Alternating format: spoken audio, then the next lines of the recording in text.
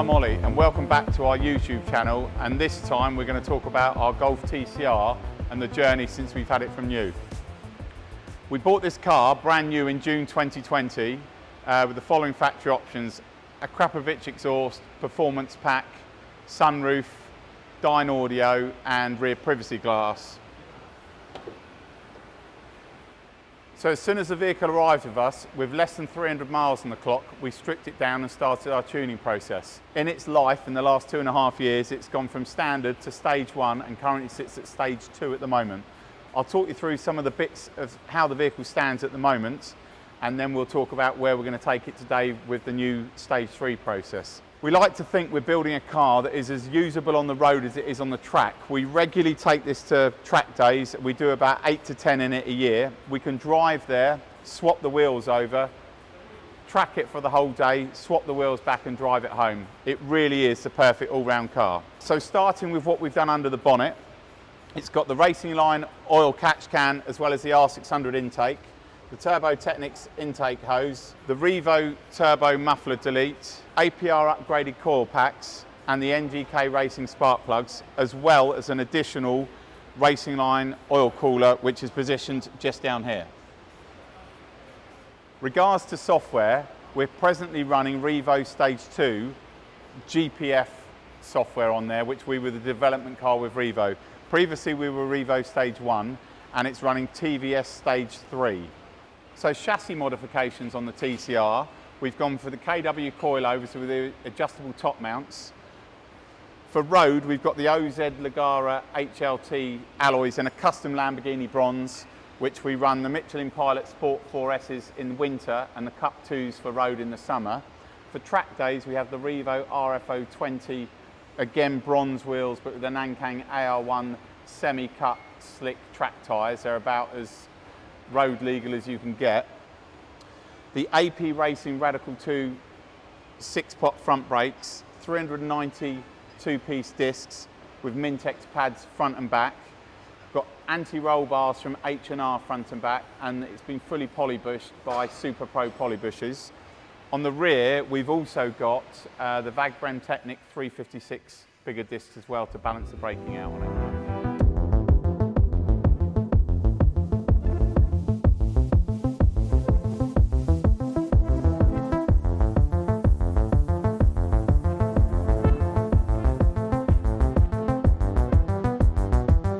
And now for the next stage of upgrades. It's all about the Littco L500 Turbo, which I'm holding here, and we're going to have some Littco custom software for the vehicle as well. Figures wise, not sure yet. These are really healthy engines and can easily achieve 500 on standard internals, but we'll work that out. It needs to be flexible enough and usable enough for track days and for road, but that's what it's all about mainly. We're also adding a Trackslag front pipe with Sports Cat, the cooler NGK Racing 9 spark plugs, a 4-bar map sensor and the VIS high pressure fuel pump upgrade. Right, let's get it on the ram.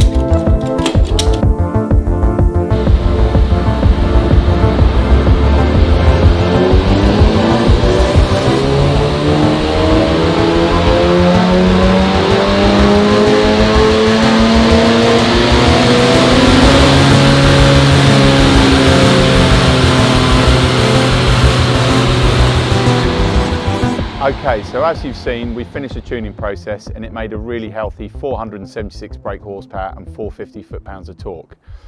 What we did notice that right at the top, the fueling wasn't quite there, so we've put a in-tank RS3 fuel pump, which has sorted that out now. So the only thing that we've got a small issue with now is the sound from the exhaust, which you've had noise tested, and it's made 108 decibels. Pre stage 3 tune and obviously GPF removal, it was at 79. So we've now got it booked in at Overkill Performance up at Milton Keynes to have a full custom system and remove the titanium Akrapovic exhaust. Okay, now's the time to get the car out on the road and show you what it's all about. So we're out on the road now and the car's all up to temperature. I'm in manual mode so that we can see what it's like. Very OEM in how it drives, still plenty of torque down below. It really comes alive just after sort of 3,000 revs and then it's relentless. Really smooth power, nice fat torque line from the start, and as you can see it picks up really well. We've also been discussing with Ben at Littco about putting water meth on it, which I think will be the final part, which will really make it the complete car, and keeping it nice and sensible below 500 brake horsepower. Any more than that, we need to be building an engine and forged parts, etc. But front wheel drive, I think this is sort of the optimum setup in our for what it can be, really. We need to get that exhaust sorted as it's really noisy. As you can hear the traction control coming in then, and we're on dry roads, but that was second gear at a low speed pull. I'll do a couple more pulls in a minute and then it's off to get the exhaust done and see how we go. So we're second gear into third, 3,500, and yeah, she really does pick up well. It's just so constant. You can feel exactly what the car's doing. It's quite cold outside today. It's 8.5 degrees. Tyres aren't really warm, so really we'd want to warm things up before we give it a good proper drag test, etc. Get some grip down on the road. But no, I'm really pleased, and it's a great setup. So that's sort of us all finished with this initial road test. I'm back into drive now, and we're heading back to the office, and you can see how sort of normal you can still drive this. I mean, I'm at 35, 40 miles an hour. The exhaust is the issue, a bit noisy, but that's all going to be sorted. We've got a track day coming up really soon, so we'll hopefully get some videos of that as well. And thanks for watching.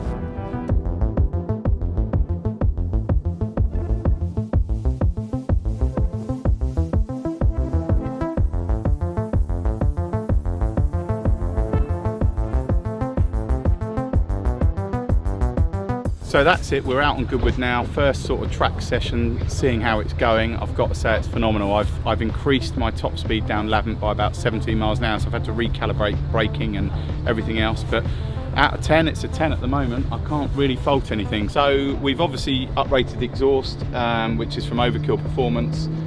Static, it does 85 decibels.